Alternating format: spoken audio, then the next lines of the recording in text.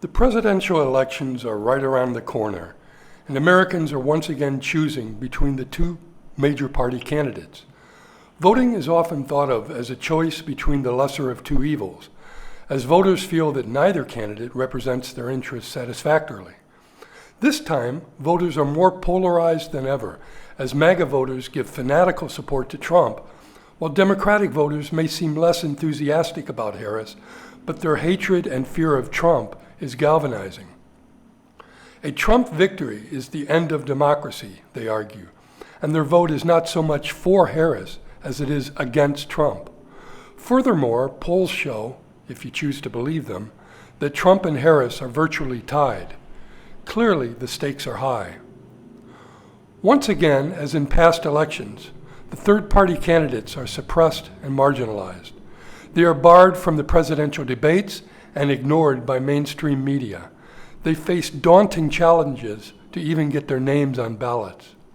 The argument against third-party candidates is that they can't win, so voting for them is a waste. It throws away a vote that could help the Democratic candidate win, which will then save the Union from the Republican boogeyman. This propaganda is repeated ad nauseum until it becomes embedded in our minds as unquestioned truth. With the best of intentions, we then repeat this nonsense to our friends to save them from wasting their vote. Let's take a look at a clip from a recent MSNBC news program hosted by Velshi and with two guests, Tom Hartman, author and radio talk show host, and Dino Vidal, TV commentator. Notice the scripted ideology at work. According to a recent Wall Street Journal polling, Trump and Harris are within 2 points of one another in 6 out of 7 swing states. That is well within the margin of error. Nationally, they are tied. This election may be decided by a handful of voters, in some cases by uncommitted and third-party voters. No matter your number one issue, no matter your key motivation for voting or not, whether it's reproductive rights or it's climate or a ceasefire deal or economic policy or immigration, no matter your motivation, understand that your voice, your vote is critical, at least this time around, and that there are really only 2 choices before you. Only 2 choices, really. In a minute, I will present Jill Stein, Green Party candidate, and you can see that she is the only good choice. Let's listen further to how MSNBC spins their propaganda. Good morning to both of you. Thanks for being with us. Tom, on Friday, the Democrats released an ad against longtime Green Party leader Jill Stein, saying that, quote, a vote for Stein is really a vote for Trump. Jill Stein is polling at about 1%, but in some of these battleground states, particularly Michigan, that could be decisive. Yeah, this is exactly what happened. And good morning, by the way. This is exactly what happened in 2016. In Michigan, Wisconsin, and Pennsylvania, the number of votes that Jill Stein got in each one of those 3 states was greater than Trump's margin of victory. So assuming that most of those votes would have gone for Hillary Clinton instead, had she not been on the ticket, Hillary Clinton would have become president. And now some of her people and apparently her as herself as well are kind of bragging, we're going to teach the Democrats a lesson. Apparently the lesson is, we'd like to have Trump for president. Right. Well, and it's worth mining that a little deeper. No, they voted for Jill Stein because they wanted her as president. The Democrats lost because Hillary is detested by the electorate, and the Democratic Party has abandoned the working class people. Trump won because to the majority he seemed the better option, and this is democracy at work. Blaming Jill Stein's voters for Hillary's loss undermines the true purpose of voting. When the Green Party represents my interests, while the other 2 don't, I'm voting for Jill Stein. Let's see what else these jokers have to say. At the moment, voting for a third-party candidate can only be thought of as a protest vote. Absolutely. The problem is that we got our system of government, our system of voting in 1789. And, it was the first time it had been done in thousands of years. And they didn't quite get it right. Without instant runoff voting nationally, anytime you vote for a third party, you're basically voting against the party that you feel closest to. And that's the interesting part, Dean, that for a lot of the people you're talking to, for better or for worse, they are possibly feeling closer ideologically to the Democratic Party. They're thinking this is a protest vote, but it may just be a spoiler. And are people able to make that distinction when you talk to them about it? Martin Luther King has said, we are tied together in this mutual garment of destiny. What affects one of us directly affects all of us indirectly. Trump is a threat to every one of our communities in this nation that is not MAGA.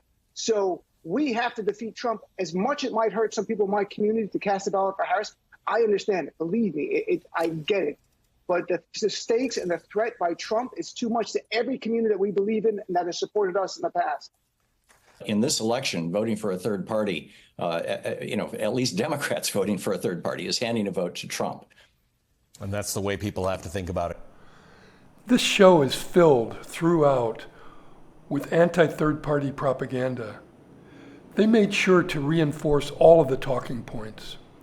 I'll just let Jill Stein tell us why a vote for the Democratic Party is not in your best interest. They couldn't stand up for the $15 minimum wage, refused to bring that to a vote, would not stand up for Medicare for all, wouldn't bring that to a vote.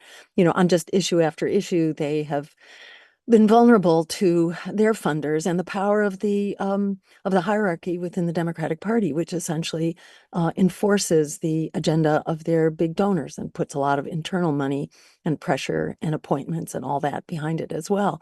From healthcare as a human right through a Medicare for all system, which was launched by Ralph Nader in the 2000 presidential campaign, launched as a national political issue, to bailing out students from debt, offering free public higher education, which were injected into the national dialogue by my campaign in the year 2012 for the first time. All of these progressive issues have been adopted by the progressive Democrats, who basically give them lip service but water them down and, do not effectively advocate for them. And at the end of the day, continue to take their marching orders from Wall Street and the war machine, whether it's denying the right to strike for the railroad workers, failing to stand up on the promise of a $15 an hour minimum wage, to stand up on the promise not to continue the sales of public land in the Inflation Reduction Act. 60 million acres need to be auctioned off offshore every year before any major renewable project can be built.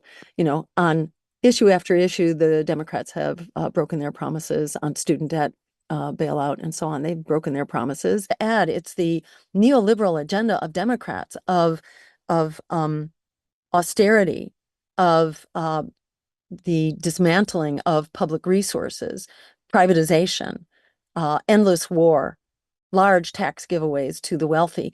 This has been, extremely harmful, has increased the disparities in wealth, made the billionaires super rich, and made working people really struggle. This downward mobility really drives the shift to the right.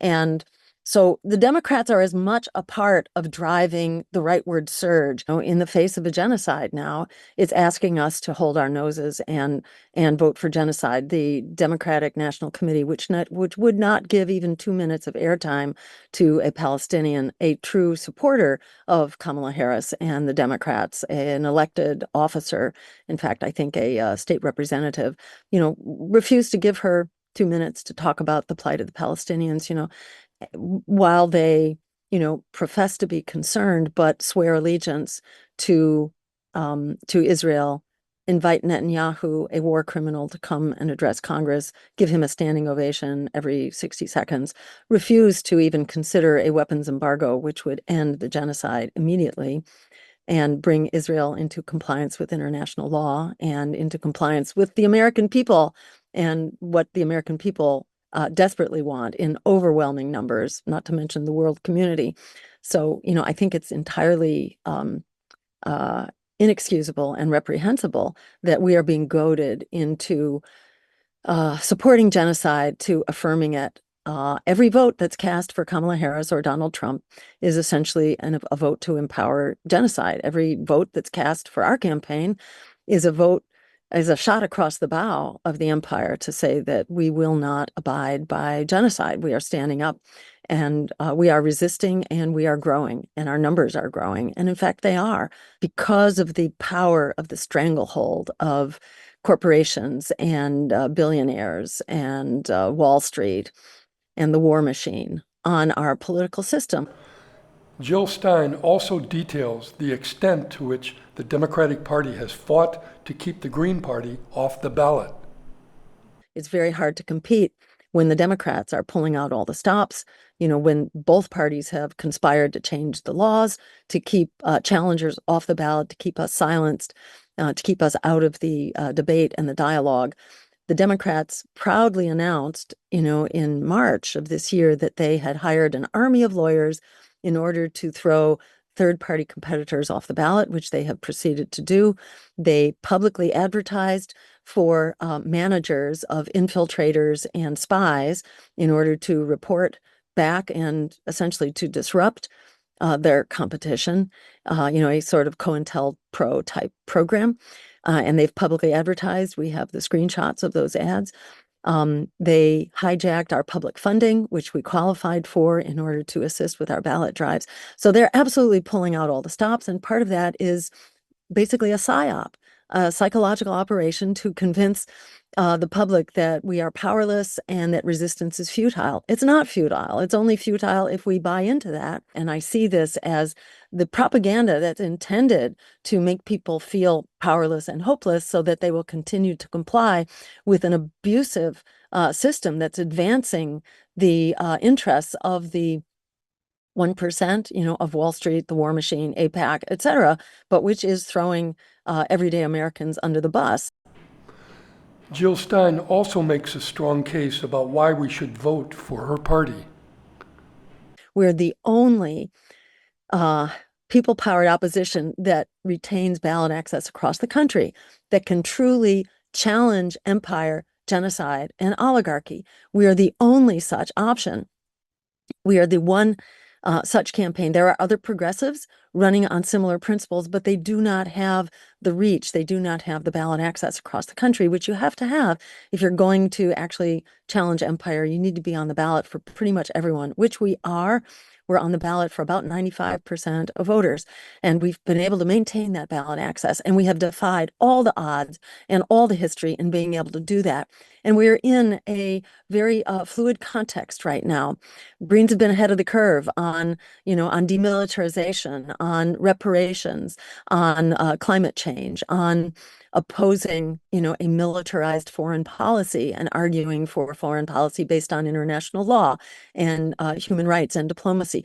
So every vote that is cast against genocide is a shot across the bow of the empire to say we are not going away. We are here to end genocide and to end the imperial foreign policies, including occupation. In the words of Ronald Reagan, Secretary of Defense, Israel is the unsinkable battleship for the U.S. in the Middle East. This is part of an imperial foreign policy that controls, economic markets and resources, in particular the oil of the Middle East. We cannot have, an imperial foreign policy in a world where the U.S. is no longer the dominant economic power. We're in a very shifting global political situation, and we need to change our foreign policy to come into terms with that and to support instead of dismantle international law, human rights, and diplomacy. We don't take corporate money. We do not take money from corporate PACs. We do not work with super PACs. We do not work with victory funds, which enable a single donor to write a check for $1 million. We don't do any of that. We follow the strict rules of campaign finance, which limit donations to $3,300 in an election. For the primary or for the general. We follow the rules as they were written, not these loopholes for legalized corruption, which is what they are.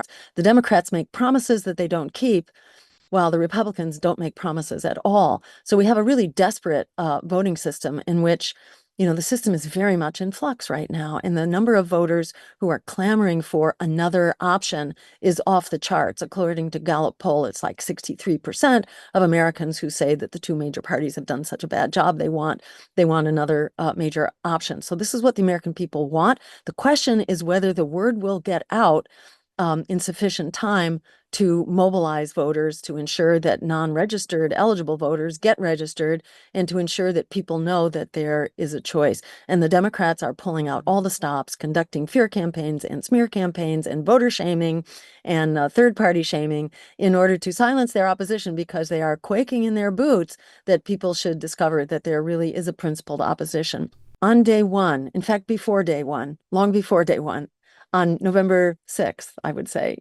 we pick up the phone and I will call Netanyahu and tell him that the genocide is over, the occupation is over, the ethnic cleansing is over, and that there will be a weapons boycott starting now until such time as the rulings of the International Court of Justice are complied with. So, for one thing, the genocide stops immediately. Also on day one, we actually begin an antitrust lawsuit against the corporate consolidated media, and we can do this because the president can instruct the Department of Justice to take the corporatized media to court in an antitrust lawsuit, so that we begin to break up the consolidated corporate media, which is in the business of lapdog to power. We need watchdogs to power. That's what a free press is for. We need more Middle East eyes out there. We need eyes out, from all areas who are investigating and holding power to account. This is why Julian Assange was, locked up for 12, 13 years, because we did not want U.S. and other power holders to be held to account. So we initiate that lawsuit. We also declare a climate emergency because there is a climate emergency. And by declaring a climate emergency, we unleash over $500 billion in funding to begin creating the Green New Deal. So we begin to create millions of jobs in clean renewable energy, in public renewably powered transportation, in clean and renewably built housing to address our housing crisis, which we also have. And we also begin to reform our agriculture system so that it's a sustainable system of agriculture, which makes us healthy instead of making us sick, which is what the current corporatized agriculture system does. There is one really critical issue that we'll also begin work on day one, and that is to provide health care for everyone as a human right. As I mentioned earlier, that system, a Medicare for all system, has a very small overhead. It's about a 3% overhead, as opposed to the 30% overhead under our current privatized system of health. So we're saving basically $1 out of every $3 is saved by moving to Medicare for all. At the same time that we're covering everyone comprehensively, we're actually going to save $500 billion. I will also begin fighting to cut the military budget so that it's an effective military budget instead of this overblown military budget, which is policing the world and getting us into trouble all over the place. By cutting the military budget, we also have another $500 billion to put into critical needs here at home. It's so refreshing to hear a candidate actually answer a question, and to do so with such eloquence. It's obvious why the elite want to shut down third parties. Jill Stein represents true democracy and giving the reins of power back to the people. The industrial military complex, the pharmaceutical conglomerates, and the corporate media would be instantly curtailed to the benefit of the people. If only she can win. She can win. That's my point. I'm Doug Johnson, and this has been White Trash Talking. Please subscribe and please hit the like button. See you next time.